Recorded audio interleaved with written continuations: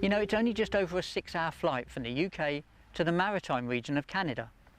That's the provinces of New Brunswick, Nova Scotia, Newfoundland and Prince Edward Island.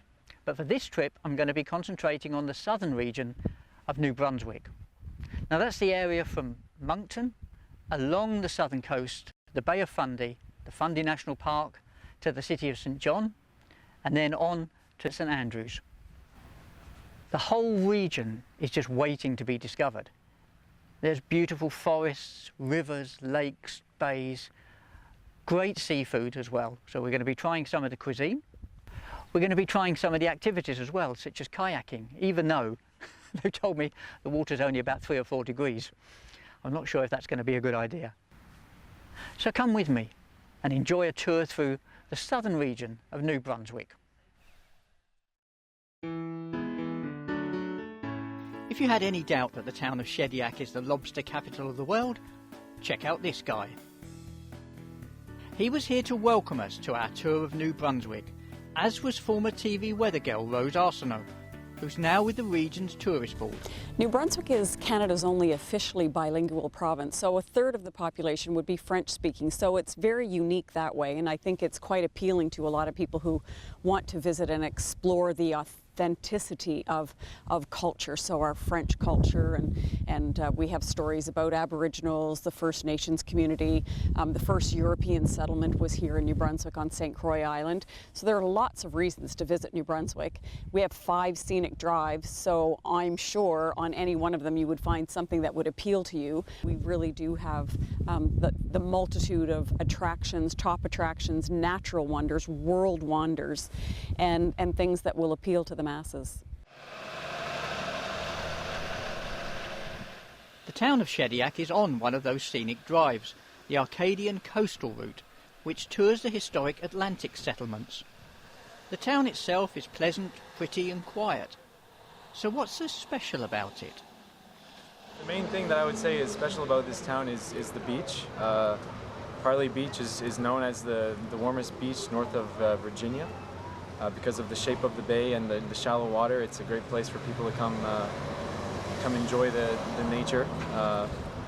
And this whole region around Shediac it's big on the natural aspect of things. Parlee Beach is one of the most popular beaches on Canada's Atlantic coast. And even though it might not seem like it on a windy, overcast day like today, the fine golden sand and dunes are awash with visitors for the summer. Try and get here for the annual Lobster Festival, which has a 1,000-feet-long table and all-you-can-eat lobster on offer.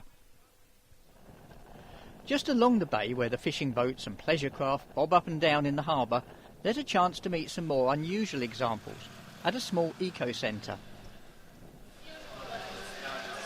This is like the rock star of all lobsters. A lobster, for the coloring, has normally 3 pigments in their shells, so red, blue and yellow. Sometimes we have lobsters that are missing a pigment, so there's a mutation that happens which brings us to this lovely female, so she would be lacking the yellow pigment. You see this? So every time it's going to shed its shell, every time it's going to molt, a little bit will regrow and eventually will regrow entirely. The team are keen to share their knowledge and highlight Canada's environmentally friendly attitude to fishing. Voila! And they'll even let you have a hold if you don't mind getting wet. Boa, 10.5-pound lobster. Of course, the real place to find out about lobsters is out at sea, and just across the road there's the perfect opportunity. I have 29 years in the business. I am a professional lobster fisherman. I did retire a couple of years ago. All those questions you were afraid to ask, I have the answers. Don't forget. As we headed out of the harbour and into Shediac Bay, it was soon clear that this was going to be an entertaining trip. Now I have one person having chicken. Now, who would that be? Well, sir, in the nose of the boat, I have a live chicken. I will show you how to do it. It's quite simple. I'll be standing right here. It's a brave man who doesn't eat lobster on this boat. Now I'm going to explain to you how this works. So here we go, get ready. All right, here we go. Pee-pee. Okay, on est disparé, are we ready? On commence à tirer, start pulling. Qu'est-ce qu'on fait? What do we do? Les encourages, yeehaw! Okay, what?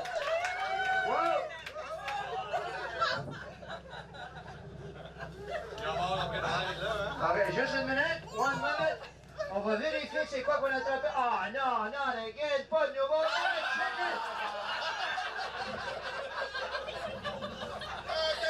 No. We call it chicken from the sea. Chicken from the sea. There you go. All right, last chance. Deuxième chance. This time it's the real lobster trap. Okay. Go again. Okay, on commence à tirer. We pull. Qu'est-ce qu'on fait? What do we do? Hey! On laisse. Well.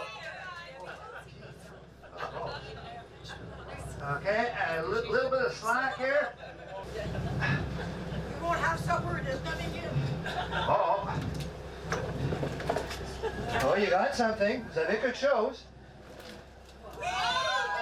Vous avez 2 homards, 2 lobsters, and 2 crabs. Well, let's do a little bit of math here.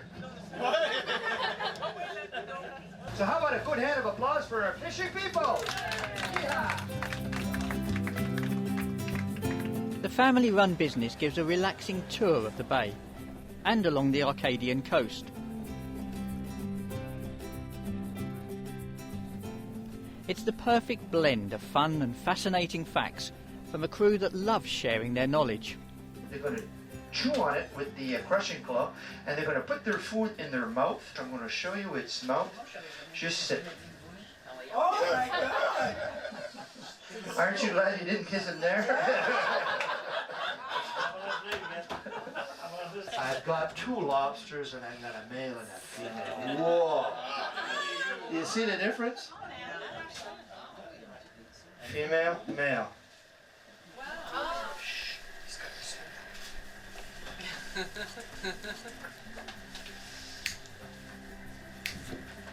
Yeah, now watch.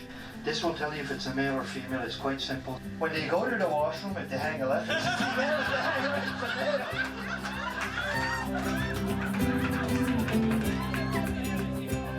Now these rock crabs, the whole bay is full of them here, okay? They're very good, okay? Sont très bons, but you need 4 inches across the back to keep them, okay? These 2 big claws are very good to eat, but as you can see, you need a whole bunch of them. So when we do catch them, that one's a trap, we gently put them back in the water.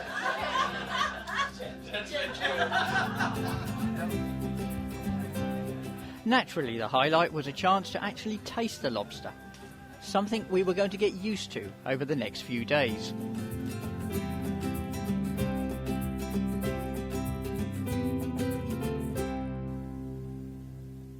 Just along the road, another small business is also making a living from marine creatures, but this time in a very different way. With these quahog shells, nowhere else in the world are they as dark or as colorful than here in the Maritimes. Every time I shave these shells, the creme de la creme of the collection of quahogs gets put into my bureau here. Now there are 30 boards there, and there are 300 quahogs per board.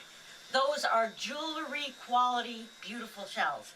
Now the funnest part about this is because the shell is purple and white and the thickness, the more I work the shell, the more I get to play with those lines. And it's the best part about my job, really, is I get to play with these purple and white lines. I get to explore.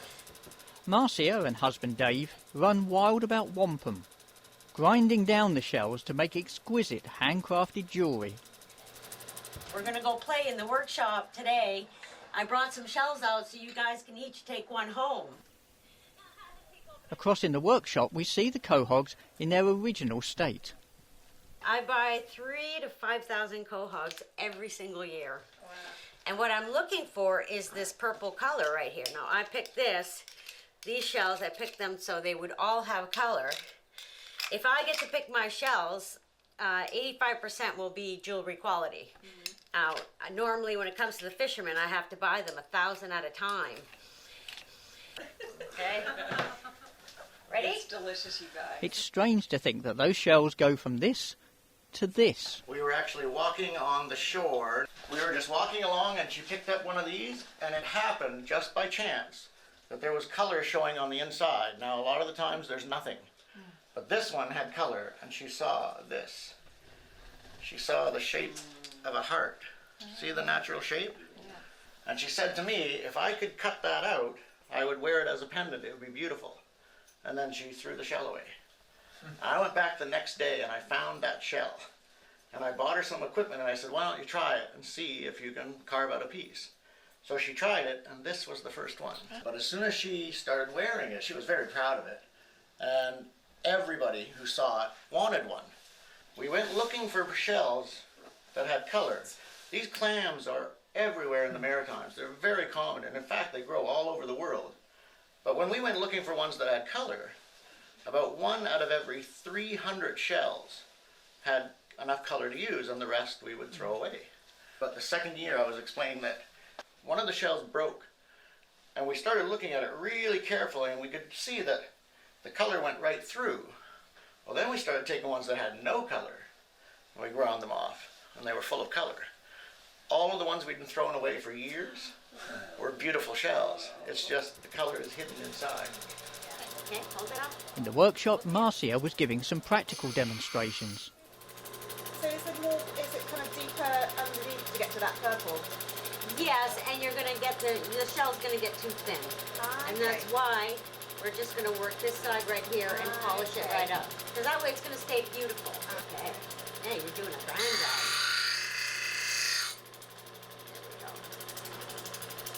I've marked everywhere where I get my quahogs. And the best places right now, 85% will be jewelry quality.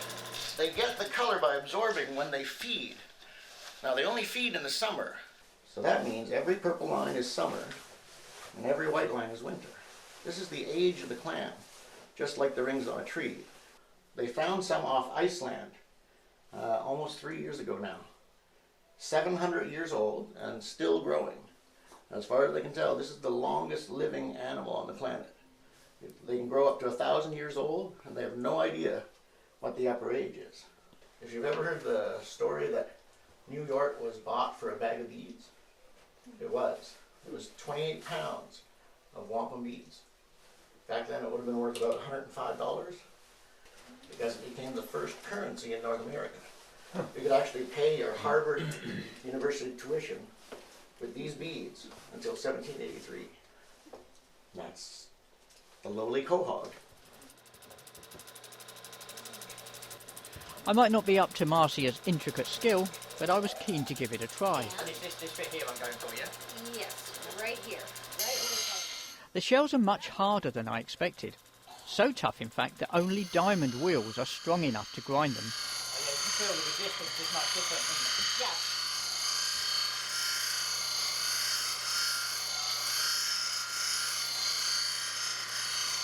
You got the nicest of the shells.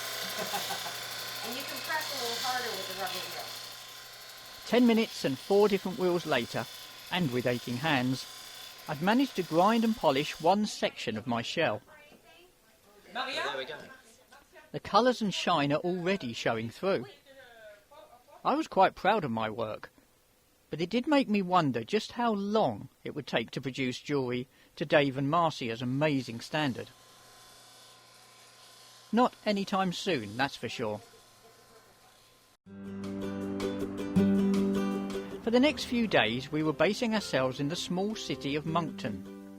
It's a laid-back place with an eclectic blend of culture that have developed from the indigenous Arcadian influence, German and Korean and Italian inhabitants, and of course the descendants of the British and French occupiers of this land. There are a number of historic buildings in the colourful heart of the city, some of which are now being used for the growing interest in food tours of Moncton. This old college, for one, which is now a cultural centre, with its own very trendy cafe serving locally produced goodies.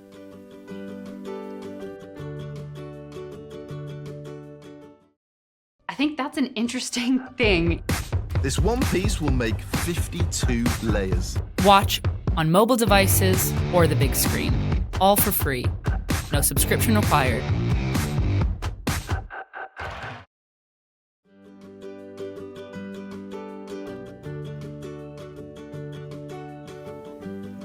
Just along the road, Mancuna has a decidedly French influence, with homemade treats and a genuine homely feel.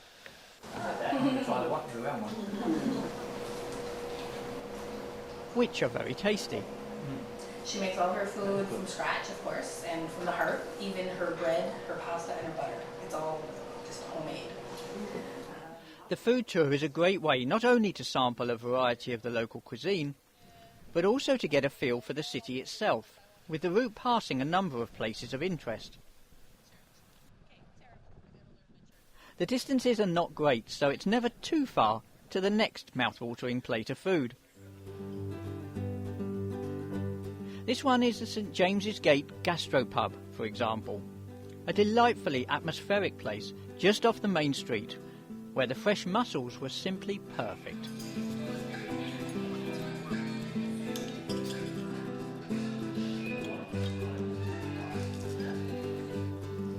Five minutes away is the Alma Food Market, which has an extensive array of unique local foods.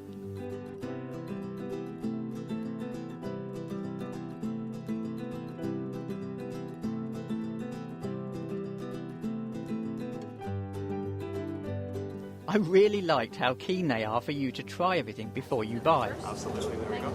You're very welcome. And for yourself? Thank you. You're very welcome. I could try all day. And particularly when it comes to being handed a plate of delicious ice cream.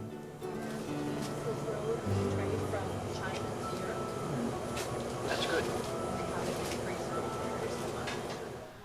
Apart from its great food credentials, Moncton is also the perfect base for exploring this region. I was staying at the impressive Chateau Moncton, just a few minutes' walk from the town centre and right on the banks of the river.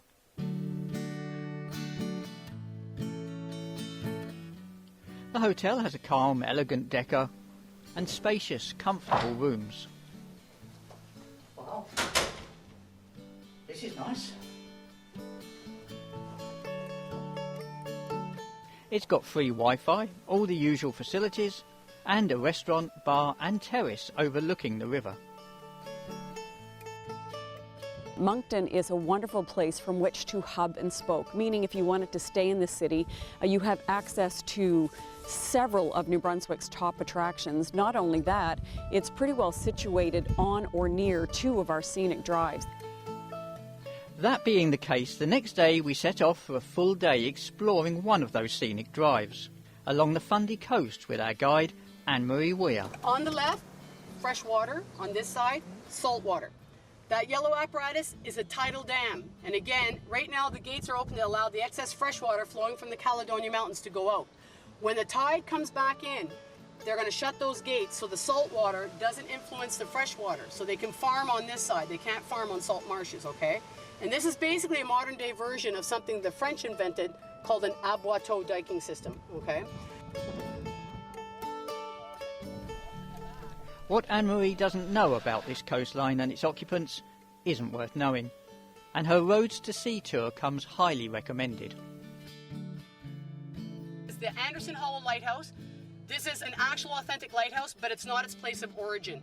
When they decommissioned, it stopped working. It was on a cliff further down the bay. They brought it here for safekeeping, but it's not its place of origin, but it's an authentic lighthouse. To say this is a beautiful coastline simply doesn't do it justice. Driving along the coastal route past leafy avenues and pastel-coloured houses, we're on our way to see one of New Brunswick's most iconic sites, the monumental Hopewell Rocks. These have been carved out over millennia by the world's highest tides, which right now is at its lowest ebb. So, why do we have the highest tides in the world here in the Bay of Fundy? Number one, the Bay of Fundy is shaped like a great big funnel, okay? You've got this deep, wide opening channeling in twice daily 180 billion tons of water. So when it gets to this area right here, all of a sudden you've got that 180 billion push. It's got no, when it gets to that narrow part, it's more shallow, more narrow. That water has nowhere to go but up. Factor number one, the funnel shape, okay? Factor number two, in any big body of water, you have a natural sloshing back and forth, okay? Same as when you run your bathtub, the water sloshes back and forth. And in the Bay of Fundy, the Shediac takes 12 hours and 25 minutes to go up, 12 hours and 25 minutes to come back this way. What happens, amazingly, is that every time the bay is on its upswing, it always coincides with the incoming Atlantic tides. So in essence, what happens, you've got an upswing of the water getting another push from underneath from the incoming Atlantic tides, elevating the level of the water that much more in combination with the elevation of the funnel. Okay, does that make sense to everybody? Yeah. Now, sometimes we have 9.5 meters, okay, or we'll say 10 meters up to 15 meters, or 33 feet or 46 feet in height. Today we have 12.5 or 41 feet height tide, okay? So why is there such a variance of the tide heights? That has everything to do with the moon, la lune, okay? First of all, when the moon hits your eye like a big pizza pie, It's amore. I know how old you are when you're answering that, okay? So you will always have your highest tides on a noon, full moon phase. Up to 3 or 4 days outside of it, that has to do with the bulge, which is very complicated to explain. Suffice to say, your highest tides, la marée haute du la mois, are always on the noon, full moon phases. Okay, the last full moon was on June the 2nd. The next new moon is on June the 16th. Okay, so we're in between there, but we still have a high tide today at 41 feet. The tides are not only powerful, they can also be fast. So it's important to take note of the warning clocks and make sure you're not cut off by the incoming tide. Everything that we do in New Brunswick is dictated by the tides if you live on the Bay of Fundy. If you see lobster fishing boats or fishing boats, they can sometimes be grounded depending on the tide, but it's not something that you can do. We can't say, you know, come and see the high tide in New Brunswick at 1 o'clock every afternoon. It's going to change every day. It's only when you get down on the beach that you really appreciate the sheer scale of these cliffs and how high the tide rises, leaving just the tops of the rocks showing.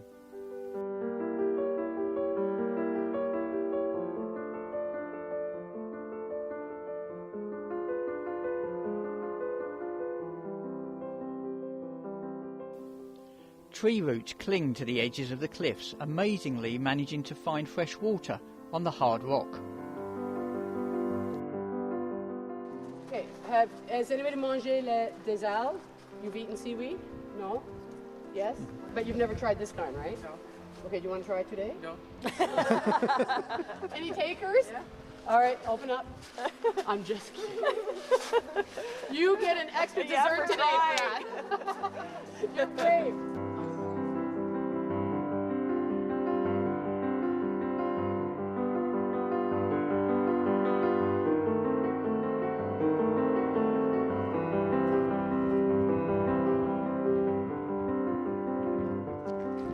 So each day, 180 billion tonnes of water come in and out of the bay, carving out the shapes of the rocks that you can see here. It's amazing. Kevin Snare was in the visitor centre signing copies of his book on the Hopewell Rocks. The Bay of Fundy has the highest tides in the world, so this is the perfect place to experience those massive tides up to 46 feet in height. Second thing is we have the amazing rock formations themselves, called the Hopewell Rocks, carved by thousands of years of the tides slowly eroding those rocks and creating really unique shapes. Third and final thing would probably be we've got some amazing shorebirds that come here every summer by the hundreds of thousands to feed on our rich mud flats.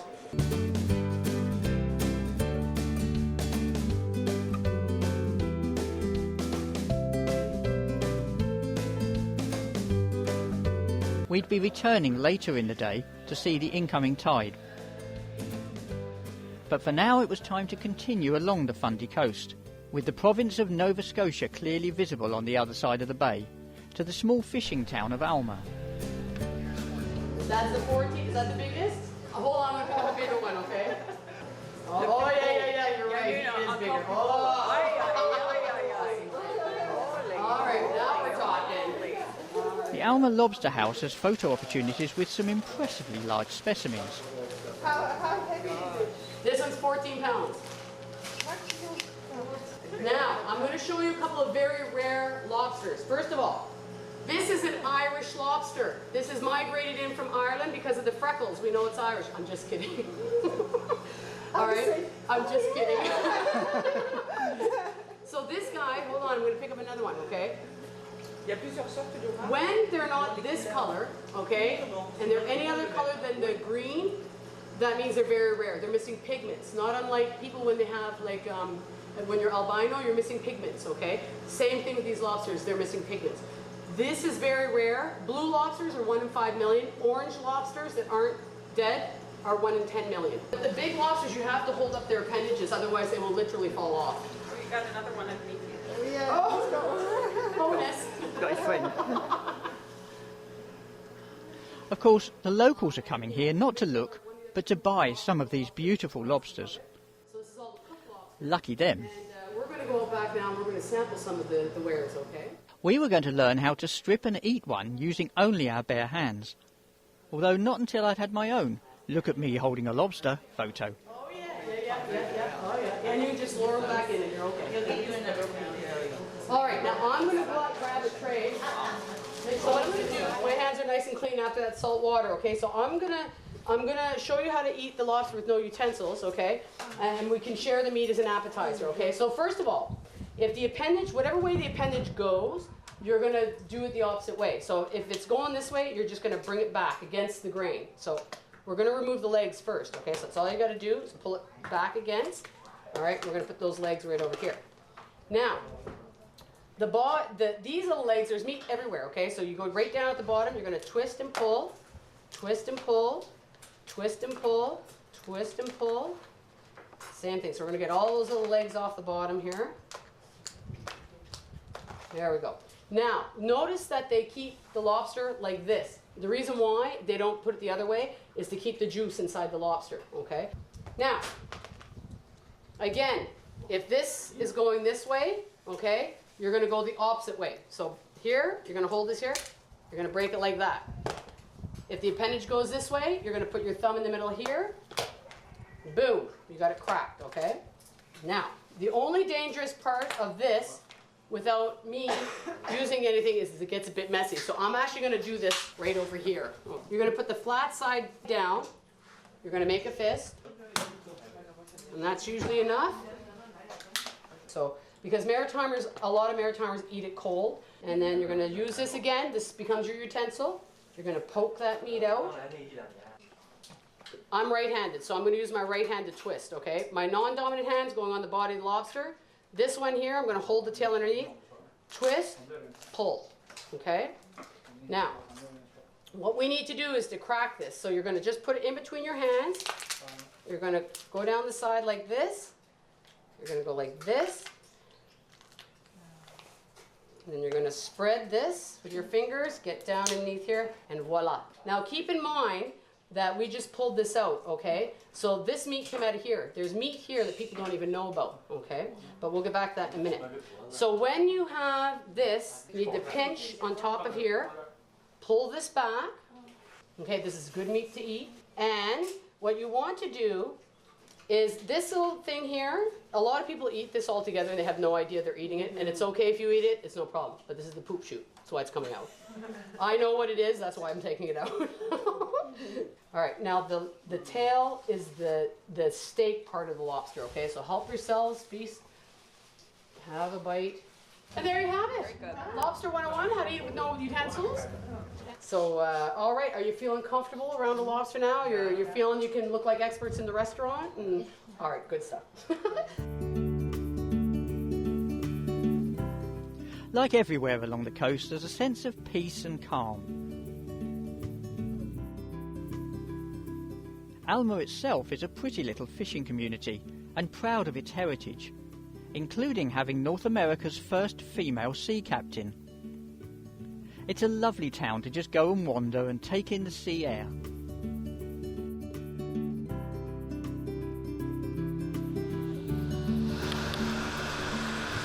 never know what you're going to find in New Brunswick.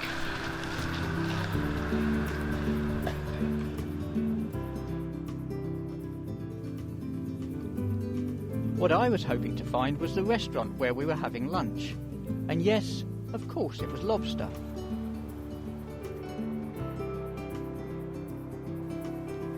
What I hadn't expected was to discover yet another talent from our guide.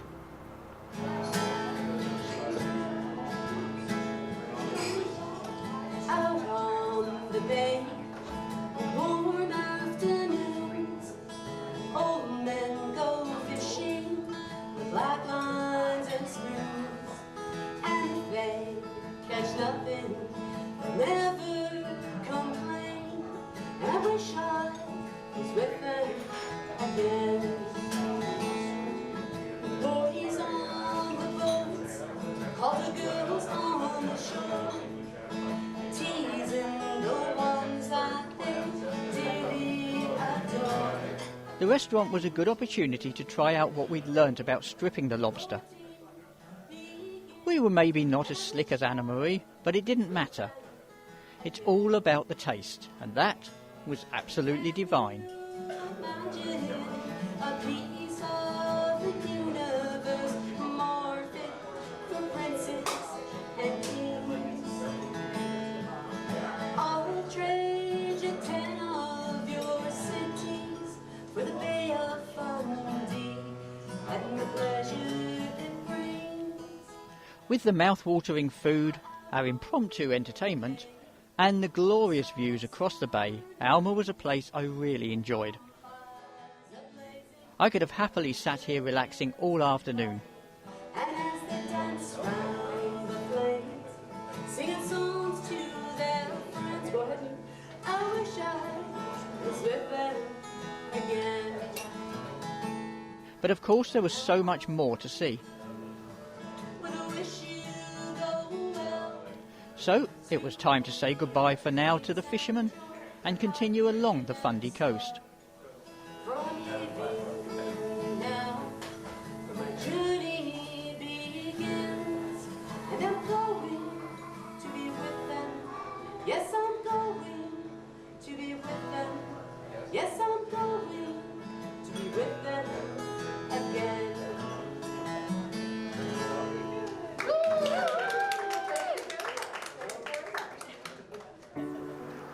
As we head up out of Alma, we enter the Fundy National Park. You know a balsam fir because, first of all, the needles are very soft, but the needles are flat and to the side. A spruce tree, the needles go all the way around. And when this matures, the needles will go all the way around.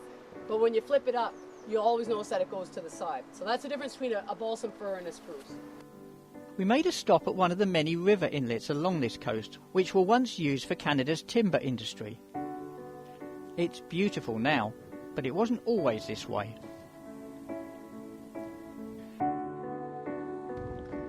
First of all, I want to start by saying that there's a picture of the old sawmill that used to be here, okay? And years ago in the early 1900s, the way that they used to lumber, they would cut the logs way upriver, the logs would float down here, they would mill the wood here, and at high tide, and just so you know where the high tide mark is, you see the green on the logs? So the water comes up at high tide there. So at high tide, a flat bottom scow boat would come here, they'd load up the wood, so it's a very busy spot. Now, unfortunately, what happened in the early 1900s, we had sawmills all over New Brunswick in rivers leading out to the ocean like this. But back then, there was no environmental laws in place.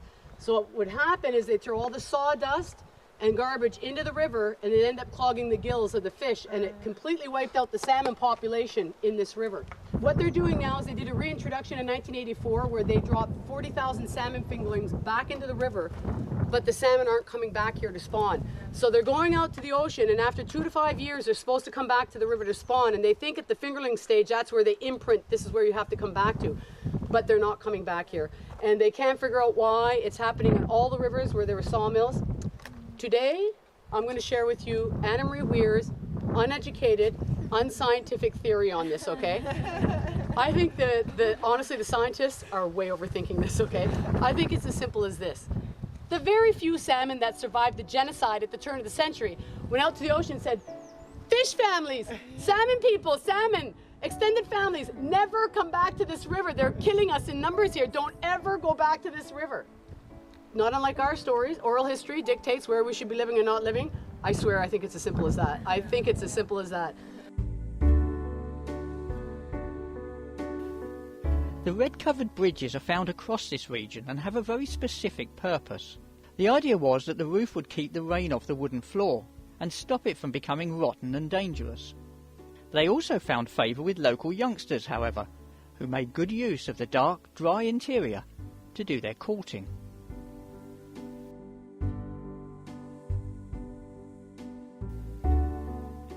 The Fundy National Park is a paradise for hikers, cyclists, birdwatchers and nature lovers, and as we headed through the seemingly endless forest, there were occasional glimpses of the sea glistening through the trees.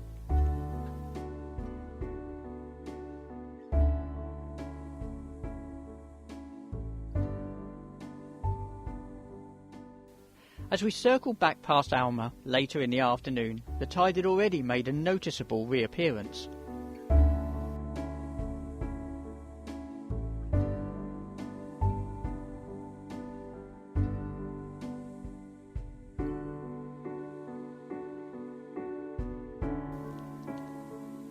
From the top of Cape Enrage, which is the site of New Brunswick's oldest operational lighthouse, there are panoramic views of the Bay of Fundy. For those looking for an adrenaline rush, there's also a very 21st century zip wire to give you an even better view, including straight down.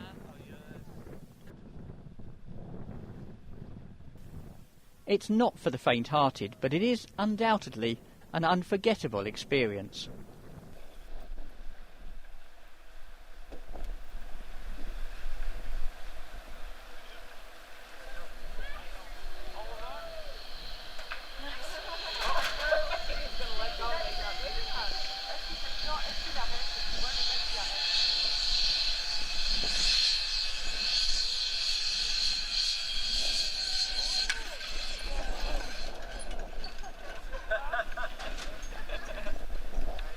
Of course, you can just stand and watch others doing it and quietly enjoy the majesty of the setting and the tremendous views.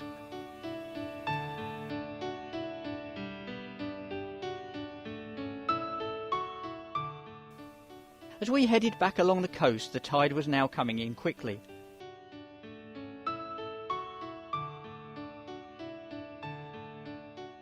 And as we passed the dam where we'd stopped earlier, it looked completely different now that it was surrounded by the sea.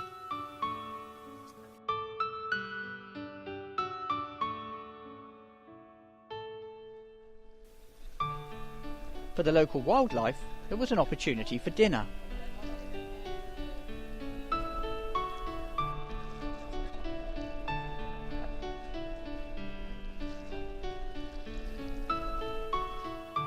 When we reached the Hopewell Rocks, even though the tide still had some way to go, the steps we'd gone down earlier were already blocked by the incoming sea. Here too, it gave the landscape a completely different feel. It was somehow more gentle, and as we stood as far down on the metal steps as we could, it was enough just to stand and take it all in.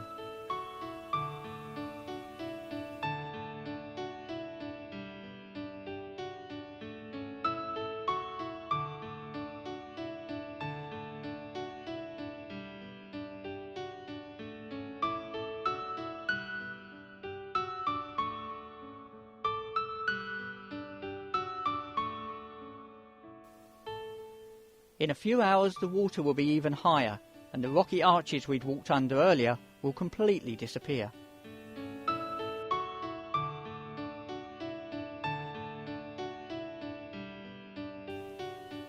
Kevin Snare had told us earlier that some of the most amazing views are at night, with the moonlight bouncing off the sea and lighting the rocks. So I'm definitely making a date to come back sometime to see that.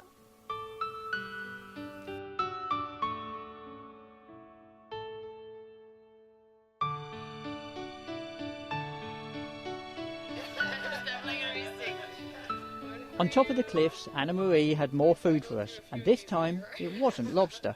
So when you're in the village of Alma, make sure you stop at Kelly's Bake Shop and get yourself a sticky bun. Oh yeah, Can you smell that aroma? This is pure goodness in here, okay? These are diet sticky buns, okay? You've got maple syrup, you've got brown sugar, you've got all the good stuff in here. So there's 6, you just gotta dig in there with your hands and grab one. Yeah, it's no good if you're not getting messy. Yeah, there you go. Are they called sticky buns? They're called sticky buns, they're actually called sticky buns. Yeah, that's what they're called, yeah. All right, okay, Trevor. Yes, don't worry, I'm not missing out. You know what, Kevin? There's an extra one here, brother. No, I'm serious. There's an extra one. Listen, take it. It was a great end to an amazing day. And as we began our drive back along the Fundy coast, there was time to see more of the dramatic landscapes and a few of the historic villages along the way.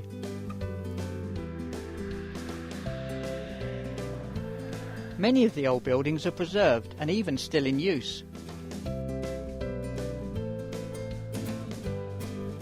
And check out the black chute on the side of their school. That's the fire escape. Wouldn't you love to try that? Fantastic.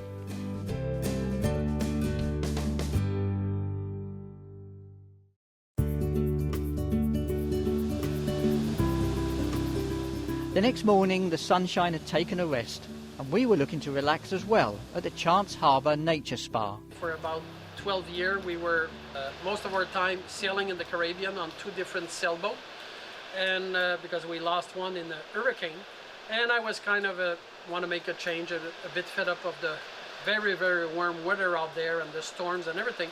So I was looking to more live by the ocean than living on the ocean. So we were supposed to maybe buy in Belize or Mexico, but I win this battle this time, and so we first got here to shop some land, and I was with a little vehicle and a RV, and we got stuck on the beach. So we finally decided that if we got stuck, it's a nice sign for us, and let's stay here and buy the place and share the place. The constant sound of the waterfall as a backdrop adds perfectly to the natural feel of the sauna. When it's heated electric, it's too dry. So this one is heated wood. It's the original Finland sauna. The difference with this one is that you don't choke in there because it's not as dry. You don't choke because it's not a small room like a lot of those sauna. And you don't feel as choke also because a lot of them doesn't have any window, but you'll see this one has a great view and nice window. Even surrounded by the mist that's rolled in off the bay today, this is the perfect escape.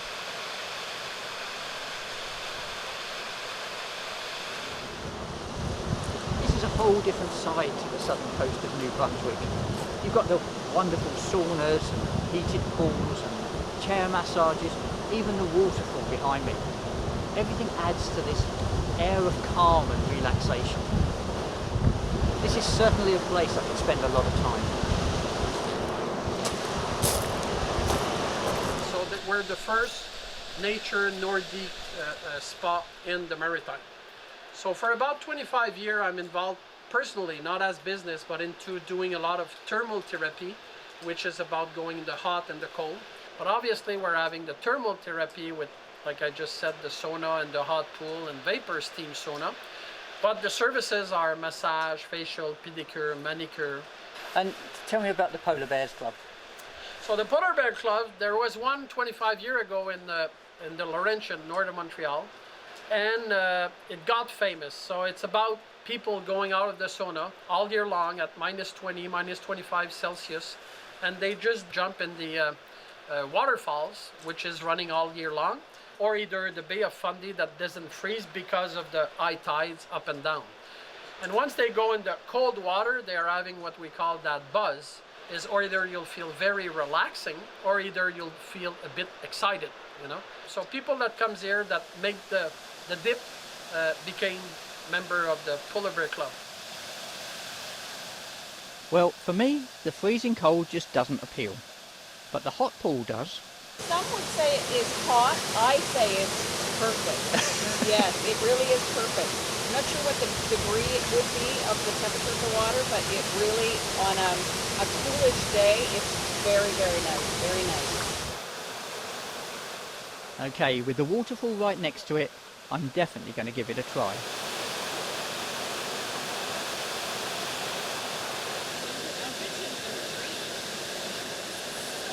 For those that want to linger a bit longer, there are opportunities to stay over. Here we have a little room we call the loft that they keep on renting. We're having an oceanfront cabin also, and we're having the popular beach cabana. That it's a little place where people hang around, a little cafe, relaxation couch, and they just crash in there after relaxing and having a glass of wine, sharing, and the girls are making nails and reading magazines and having a good time. So there's a fireplace, there's a bonfire, they're cooking themselves. So that's the accommodation we're offering.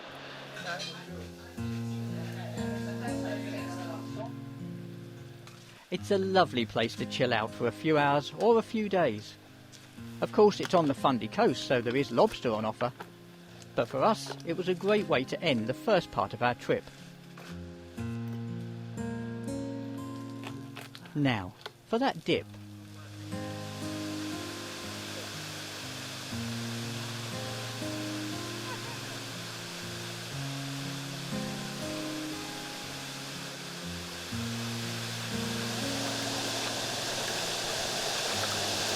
The pool stays at a fairly constant 105 degrees, which means that when you first get in on a cool day like today, it's a bit of a shock.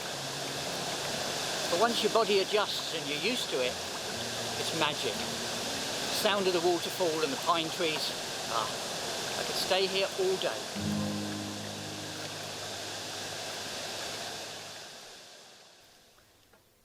Next time we'll be visiting the city of St John and the market made from an upturned ship's hull. Mixing yoga and kayaking around the idyllic Deer Island. Go foraging for food on the shoreline and then eating it for dinner. And heading out around the Fundy Isles in search of whales.